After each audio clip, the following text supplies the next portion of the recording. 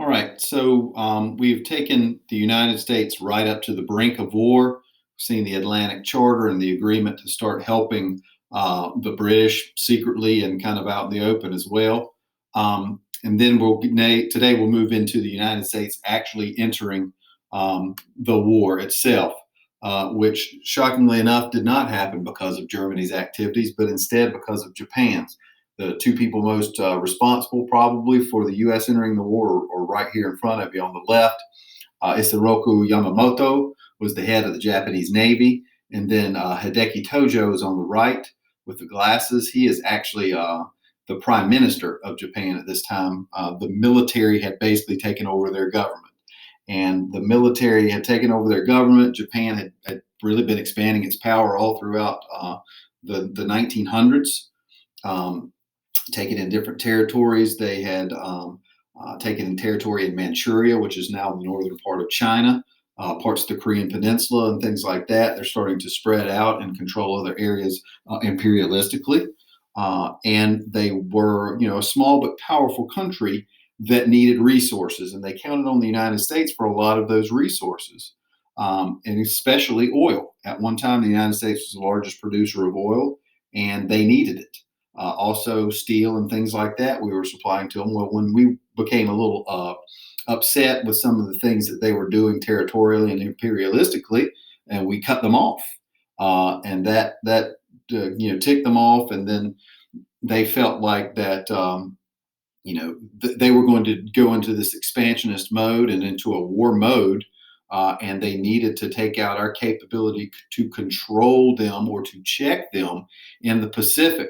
So what you got them this sort of quick hit kind of strategy that these gentlemen had come up with, where they basically start pushing out and spreading into all of the areas. We'll take a quick look at the map.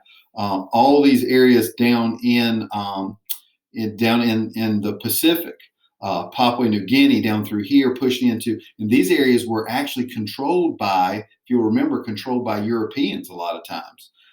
And so they're going to bring them into a direct conflict with those European powers as well. So they're going to make these quick hits and all this other stuff. As I said, the United States gets kind of peeved, cuts off their oil supply. And so they realize that they're going to need to come after us, so that they do. And what you see is probably one of the most famous incidents from World War II. And actually the reason that we get into World War II. December 7th, 1941, the Japanese attack Pearl Harbor. 2,300 folks killed, over 1,000 wounded. They sank or damaged 19 ships.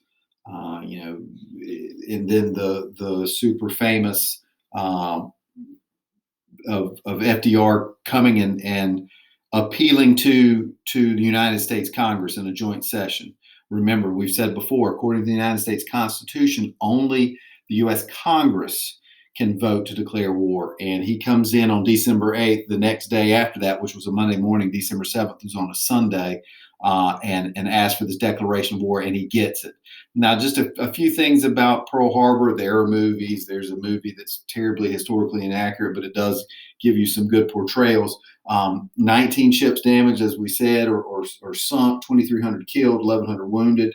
But what the saving grace was, in a way, our aircraft carriers, the large flat top ships that planes can take off from, were not in port, and they survived the attack, which is going to be a big deal.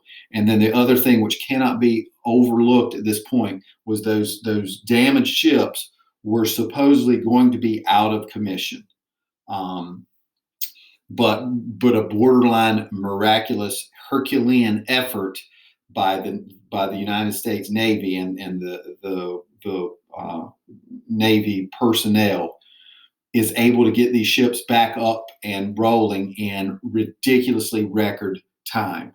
So we're actually going to be able to be a part of the war effort. Well, he asked for this declaration of war on Japan. He gets it. Germany declares war on us the next day, because you recall that they're in an agreement with the Japanese to protect each other. as I said, we'll start here by focusing on the Pacific. These areas, here's Japan, here's mainland China, this is Korea here. Philippines is actually down through here. Now, during the American imperialist expansion in the late 1800s, early 1900s, we had actually taken control of a lot of this territory. Now, the Philippine people were still there, had their own forms of government, but we basically controlled them. And you start to see Japanese victories through all of these places. They take huge swaths of China. French Indochina was what this area was called at the time, invading Thailand and places like that, taking territory back from the British and things. So they've really expanded well. They've got a strong military, a navy. They've got a pretty damaging air force as part of that navy, as we saw in Pearl Harbor. They have army troops that are good once they get on the ground. And so you really see them truly start to spread their power, and they have everybody kind of on the run. Now, on the left here, you've got General Douglas MacArthur. He was a general, so he's an army guy who was stationed in the Philippines. The Japanese come in and basically run them off. The Americans and the Filipino forces are fighting together. The Japanese are too strong for them. They're outnumbered, and they actually the Japanese take over all these several islands of the Philippines, which leads to a pretty ugly scene. On the right is a guy by the name of Jimmy Doolittle. He's a lieutenant colonel, and he's in the movie Pearl Harbor as well. He comes up with an idea of just like one quick hit bombing run on Tokyo, just to let the Japanese know. This was after Pearl Harbor. This wasn't until April of 42, to let them know that we could touch them as well. But before that, we've got some heartache. The Japanese are not known for being the kindest and gentlest whenever they come in and take over places. So all of the American and Filipino soldiers that were captured were forced to go on this thing called the Bataan Death March. They were marching them from one location of the Philippines down to another, where they're going to be held in a camp near Manila Bay out on the Bataan Peninsula. And it's pretty gruesome. The 70,000 prisoners started, only about 54,000 made it. The Japanese murdered them along the way, and this is going to form a lot of the basis for the resentment and everything thrown in with some, to be honest, racist attitudes and things like that. But the Japanese were on the ascendancy. They were, really, really powerful. And Doolittle's little raid was just saying, "Hey, we can touch you." It didn't really do anything to them. But what did actually spring into being a first kind of way of kind of turning the tide, if you want to look at that, is the gentleman you see here is Chester Nimitz. He was an admiral that was in charge of the United States Pacific Fleet for the Navy. And this is Midway Island. This is all there is to it, enough for some runways and a little support area over here. It's an atoll, as you see, with the kind of surrounding reef area out in the middle of nowhere. Okay, this is Midway over here. Pearl Harbor is in Hawaii, which is out in the middle of the Pacific too. Midway is a little bit further and closer to Japan. But that's all we had was this stuff right here.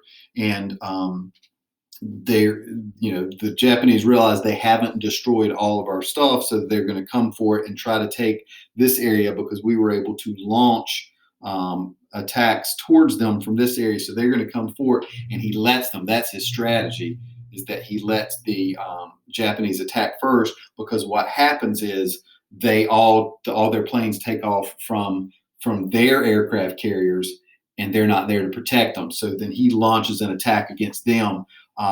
They destroy 4 aircraft carriers and a support ship, and shoot down 332 Japanese planes in this one engagement, or destroy them, because once their aircraft carriers are destroyed, they have no place to land.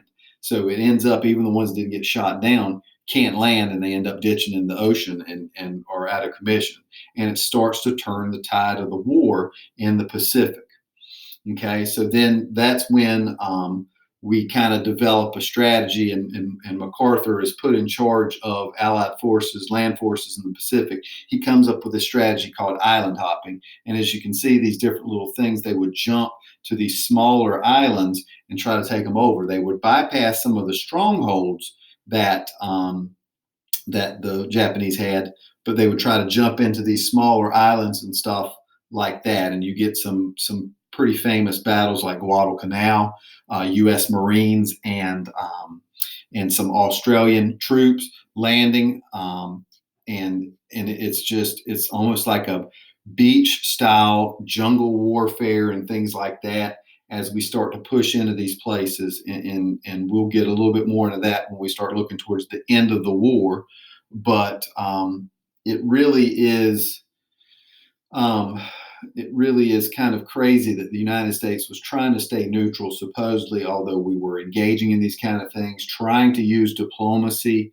We had signed a lot of agreements with the Japanese, and when FDR had cut off their oil supply, he explained to them that it was because of some of the things that they were doing. Now, if you see the areas under Japanese control, they had pushed into and taken over a ton of territory for a pretty small place.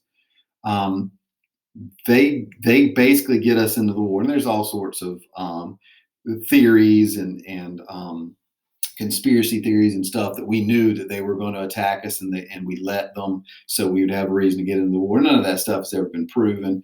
There were some screw ups along the way that allowed them to attack us, but basically it was the belief that there's no way in the world that anybody would attack us. We just could not believe that, and the Japanese did not see that as a backstabbing or anything like that. Japanese culture and the Bushido culture that has been ingrained in their society is, if you don't protect yourself, that's on you. So Pearl Harbor for them was an attempt to knock us out of the war. It actually drug us into the war, and through a lot of hard work and dedication and commitment of resources and things like that, we were able to turn the tide fairly quickly, but it was going to be quite a long slog in the Pacific to be able to end the war.